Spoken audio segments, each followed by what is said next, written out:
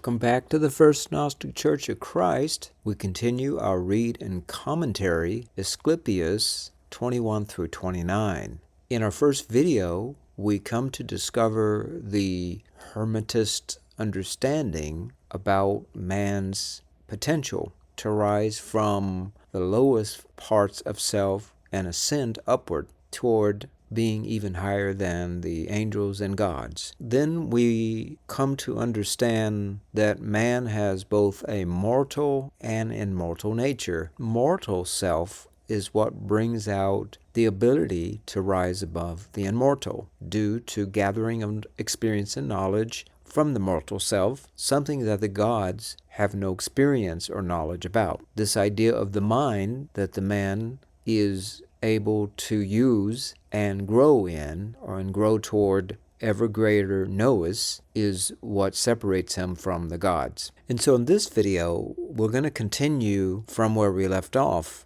when at the end of the last video, we talked about the epicenter of Gnosticism around 300 or so CE was Egypt, and how that the writer of this text, presumably Hermes or Thoth, prophesied that eventually Egypt would become desolate and would only leave behind artifacts, great artifacts, in fact, but it would be almost as though the people of that time that were Gnostics would then lose that knowledge and would almost be as though they disappeared out of nowhere. And you can see in today's world, if you visit Egypt, modern Egypt, then of course you have the pyramids. It's as though those people pretty much disappeared. Now, whether this prophecy came true or not, or it's the way we're perceiving it, isn't as important as the message that's trying to be conveyed by the writer, and that is, without knowledge, then man finds inevitably will fall into ignorance, and ignorance will be his undoing. Let's first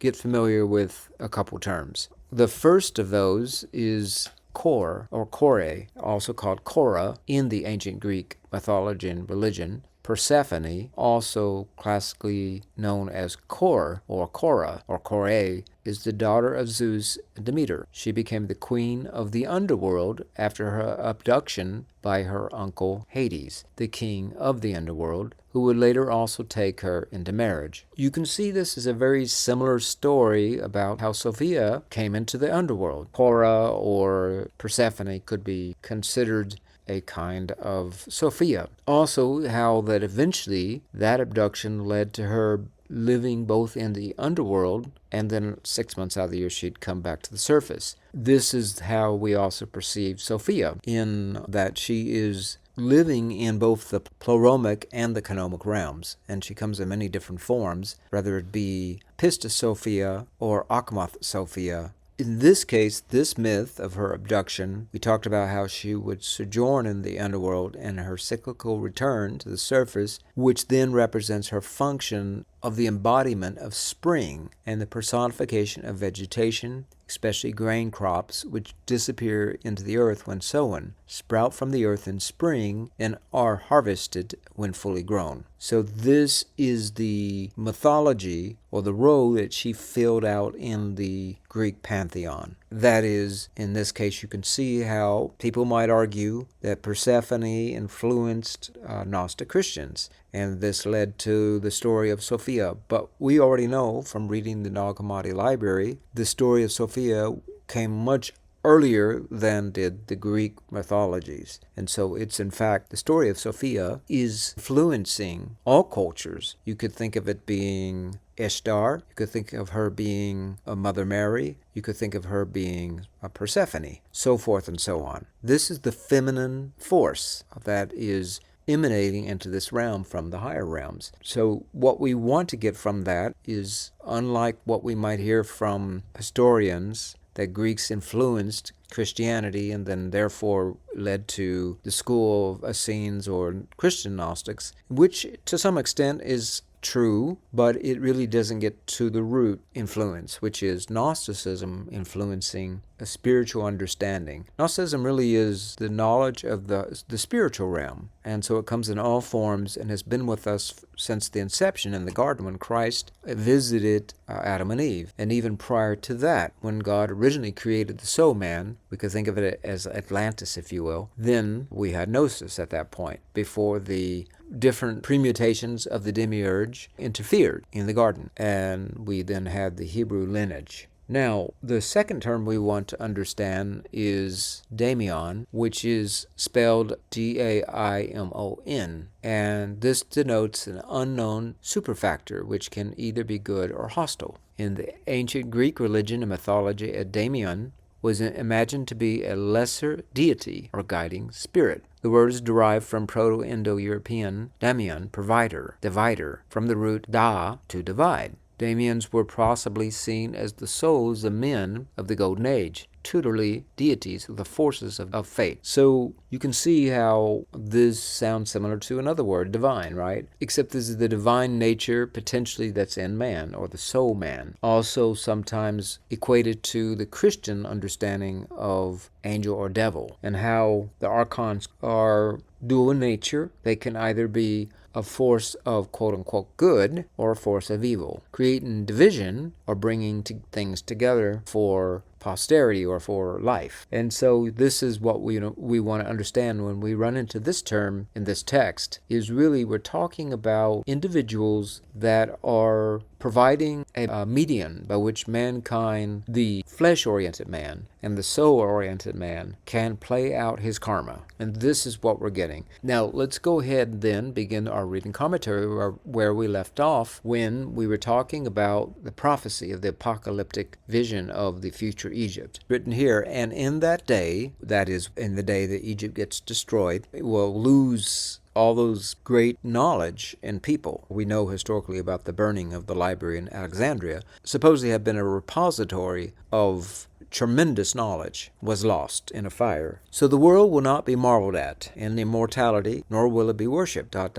since we say that it is not good. So the world isn't something that is immortal, and nor is it something you want to worship, is basically what's being said here. It has become neither a single thing nor a vision, but it is in danger of becoming a burden to all men. Basically, the way the Hermetists might argue about why this world is so difficult is that man has made it difficult, basically. They have done poor stewardship of this realm, and that is what has led to man's suffering. Now, you can see how the Christian Gnostics somewhat agree with that. The part they would agree with is that, yes, man can make a difference in terms of how well they manage leads to a destructive or constructive outcome. But where we might disagree is Hermetist Gnostic would argue this realm altogether good. And in fact, the creator of this realm, Zeus, is good. And there is, we would say, this realm, because of the anomaly brought about by Sophia action, led to this realm being imperfect, and it being a realm of life having to feed off of death, and death feeding off of life, and that being sort of caught into that cycle. That this realm is in danger, basically, because of man has created this great burden. Therefore, it will be despised. The beautiful world of God, comparable work,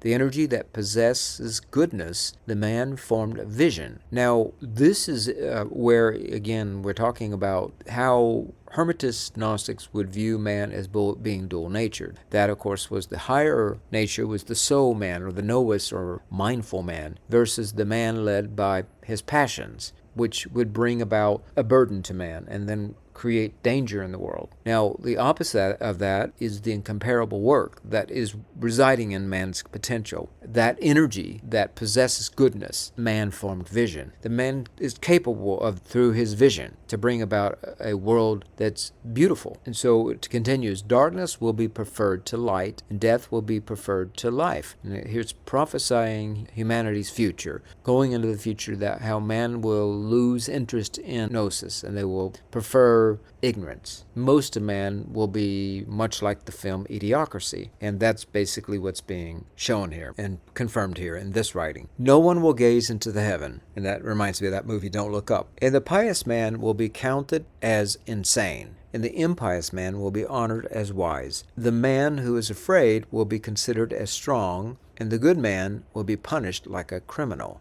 the good man being afraid is referring to people that conform, that just sort of fall in line because they're being led by their insecurities, whether it be repercussions from the great leaders who will throw them in prison, or whether it be, I need to work for the corporation, otherwise there'll be no food on the table. And so this is what you're getting about mankind is really the source of this outcome, because man is just basically being led away from his impiousness, you see, is what prevents him from seeing clearly. Being led by his passions is what is causing him to go crazy. Unkept spirits that then leads man to stay in ignorance. Now, this is very different from the way a Christian Gnostic would argue. A Christian Gnostic would argue that man is this way because this realm is this way. This realm makes it very difficult for man to survive. And so man then tries to find all kinds of devices to do that. They lose faith and they forget why they're here. And they forget they have this great power within them. And so they're looking for others to scapegoat because they don't see their own power and because they don't want to do the work. So they're doing avoidance and they're doing unhealthy attachments through anxiety or avoidance. And that creates a madness in man that then leads them to just be lived through seeing their existence through the nature of this realm, which is desperation. And so they do desperate things because they line up with this realm. If you line up with this realm, then naturally you're not necessarily going to be healthy mentally because this realm is not healthy. Now, again, the Hermetist Gnostic would argue something different. Now, they would argue, again, that mankind, because they don't practice managing their passions, that is what leads to their demise. It has nothing really to do with this realm per se. You can see how this is different from the Christian Gnostic. But it's proper for this text to be in the Nag Hammadi Library because this is another school of thought within Gnosticism. Greek mythology, Greek teachings and understandings, so forth, cosmology came from Gnosticism. Now, you, of course, as a follower of Gnosticism or being on this channel following FGCC, you're free to believe whatever you want. If you want to believe managing your passions is quintessential to your evolution or your ascendancy, then that's right for you. The only thing that Gnostics would argue is that's your work and that's right for you and you only. Everyone else also has the free will to determine for themselves what's right for them. And nobody has a position of authority over others. They only have their authentic voice and their own authorship. So we would discourage people from trying to use fear as a way to get others to line up to their way of understanding the way back to the pleroma. I would argue the best way is to just simply share what you believe, and then everybody can make up their own minds. And so this is the way it ends up being, that man gets afraid. And again, he's afraid because of authoritarian tendencies. And this leads man to eventually live in fear. People that have any honorable nature will be considered less, almost criminal, really. And concerning the soul, the things of the soul, and here's where it gets into what happens to the soul after death. And the things of the immortality, along with the rest of what I have said to you, Tat, Asclepius, and Ammon. Not only will they be considered ridiculous, but they will also be thought of as vanity. But believe me when I say that people of this kind will be endangered by the ultimate danger to their soul, and a new law will be established. Now, some of this is not clear as it's missing, ... 2 lines missing, ... they will ... line missing, ... good. So essentially here, presumably Hermes is saying these people's souls will be endangered for following after vain things in the afterlife. The wicked angels will remain among men and be with them and lead them into wicked things recklessly, as well as into atheism, wars, and plunderings, by teaching them things contrary to nature. And here you can see how it's talking about these darker angels or what we would call archons are walking among men and they're influencing man. And this is something that we've confirmed in other Gnostic texts that we've read and commented on already. In those days the earth will not be stable, and men will not sail the sea, nor will they know the stars in heaven. Eventually man, of course, does sail the seas, and eventually man does, of course, go into the sky, at least to the moon, and presumably man will eventually. So this is, again, written from the perspective of Egypt. But there is a lot that seems very familiar to us because this is the nature of this realm that man has been having to grapple with, even up to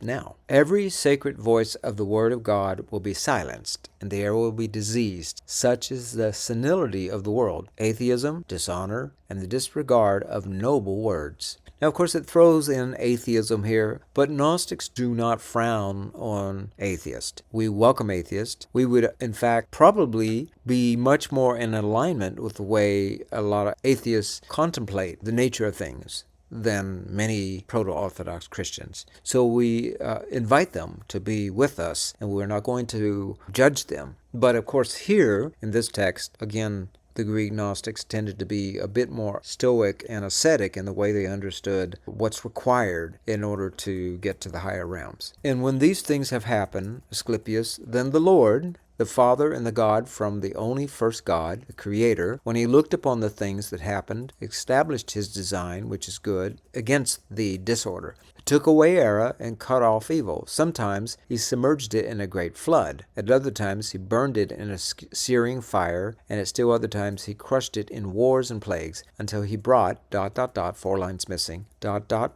the work. And this is the birth of the world. Very similar to what you hear in the Bible, especially the Old Testament. The restoration of the nature of the pious ones who are good, and again they attach good to morality, being pious, will take place in a period of time that never had a beginning. For the will of God has no beginning, even as his nature, which is his will, has no beginning. For the nature of God is will, and his will is the good. And so this is what is very, I think, probably one of the most important paragraphs in this reading today, and that is that God is will. And this is something that we agree with in most all the texts we've read and commented about thus far. The nature of the Father is one of the will, whereas the nature of the Mother is one of form. And not conforming, but forming the will. And so these two work together in unison, which is the nature of the monad. And that ultimately this nature is good. Trismegistus is purpose, then, the same as will? And so the question here is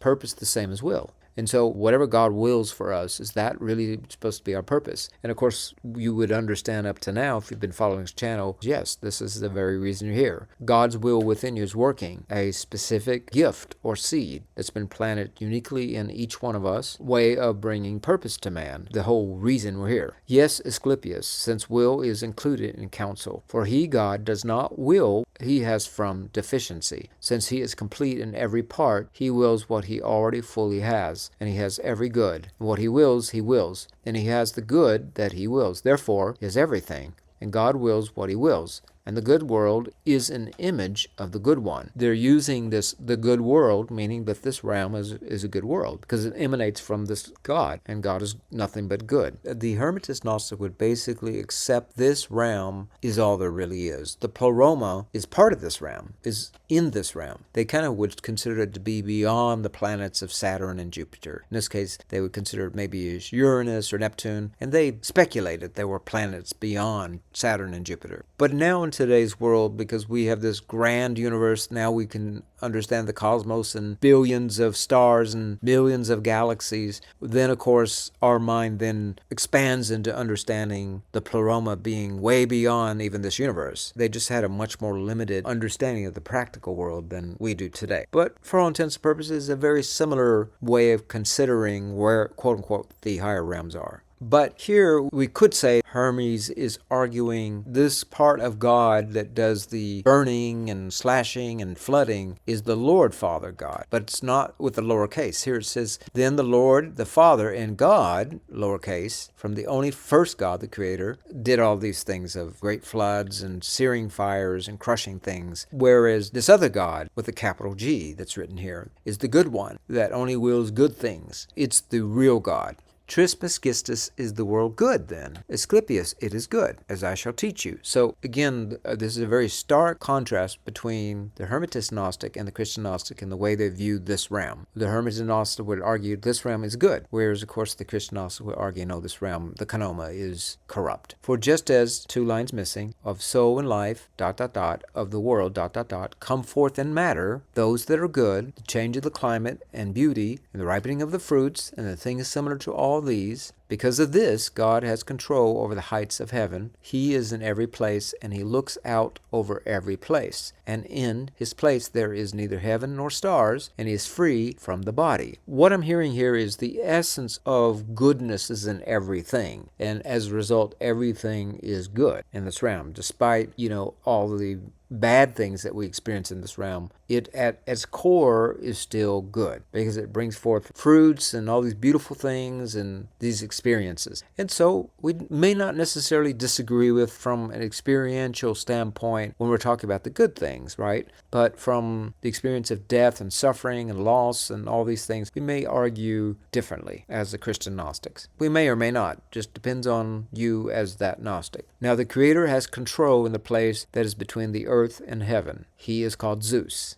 That is life. Plutonius Zeus. Distinction that is being made here between us and them would be this realm really ultimately is corrupt. Now, who's responsible for that? The Hermetist Gnostic might agree a little bit more with the Orthodox Gnostic in that man is sort of responsible for the corrupt nature of this realm. Christian Gnostic would argue differently. They would say, no, it really is, this realm is corrupt. However you want to view it, that's not as important as understanding ultimately we're here for a purpose. We would share this with the Hermetist Gnostic, and that purpose is to bring forth the will of God, and that ultimately by doing that will, we ultimately will ascend to the higher realms. And this is the way we understand. Share with Hermetist is that the core of salvation is around gnosis, and the core of salvation for Orthodox Christians would be what you believe in, what you don't believe in. Where the Hermetist Gnostic would line up with the Orthodox Gnostic would be this understanding of passions, and man's responsible for his dilemma and his suffering and his pain, whereas Christian Gnostics would say that no, this realm is what's corrupt. Man is perfect. He is simply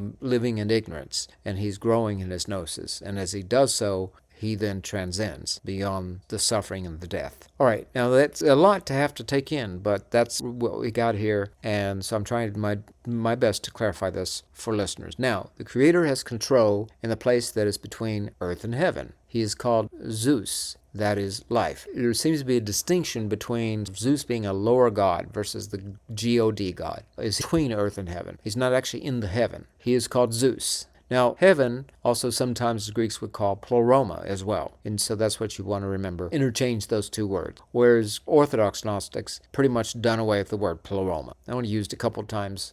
I think one of the texts Paul written, but that's about it. He is called Zeus, that is life. Plutonus Zeus is Lord over the earth and sea. He does not possess the nourishment for all mortal living creatures, for it is Cora who bears the fruit. Now this is, of course, Persephone. These forces always are powerful in the circle of the earth, but those of others are always from him who is. And so all of these come from him who is, and that God is nothing but good. And that the Zeus and Persephone are here to provide an intermediary to bring about man's fate, if you will, and his karma. And the lords of the earth will withdraw themselves, and they will establish themselves in a city that is in the corner of Egypt that will be built toward the setting of the sun. Every man will go into it, whether they come on the sea or on the shore. Trismegistus, where will these be settled now? Asclepius, in the great city that is on the Lemnian mountain. 2 lines missing. It frightens ... as a great evil in ignorance of the matter. For the death occurs, which is the dissolution of the labors of the body, and the number of the body, when it, death, completes the number of the body. For the number is the union of the body. Now the body dies when it is not able to support the man, and this is death, the dissolution of the body, and the destruction of the sensation of the body. And it is not necessary to be afraid of this, nor because of this, but because of what is not known, and is disbelieved is one afraid. I would say almost you can hear how the Hermetist Gnostic leans in the direction of the Christian Gnostic, but also Orthodox Christians share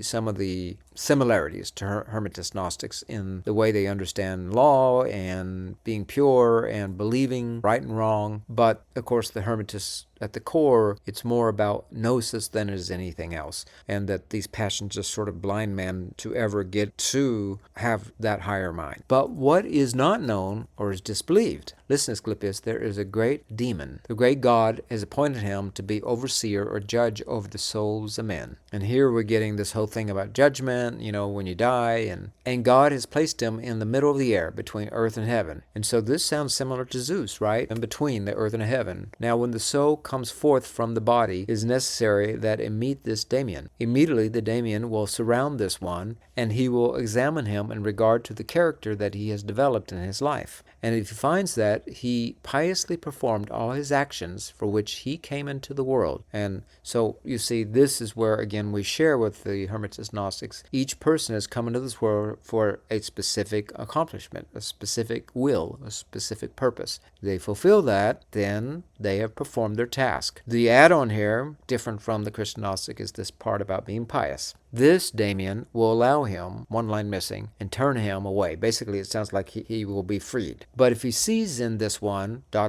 he brought his life into evil deeds, he grasps him as he flees upward and throws him down, so that he is suspended between heaven and earth and is punished with a great punishment. That sounds like purgatory, right? Something that a Catholic might believe in. And he will be deprived of his hope and will be in great pain. And that the soul has been put neither on the earth nor heaven, but it has come into the open sea of the air of the world, and the place where there is a great fire. And so this sounds like the lake of fire, does it not? And crystal water, furrows of fire, and a great upheaval. The bodies are tormented in various ways. Sometimes they are cast down into the fire in order that it may destroy them. Now, I will not say that this is the death of the soul, for it has been delivered from evil, but it is a death sentence, meaning, in other words, the body's destroyed, but the soul isn't. This is where you kind of get a potential implication the soul is still redeemable. Perhaps it either is redeemable in this netherland, or it has the potential to be reincarnated. It's not clear. Asclepius, it is necessary to believe these things and to fear them, in order that we might not encounter them. Again, you can see the importance of believing and how this is tied into fear is a motivation as to why you need to believe in this, in order that we might not encounter them. For unbelievers are impious and commit sin. Afterwards they will be compelled to believe, and they will not hear by the word of mouth only, but will experience the reality itself, for they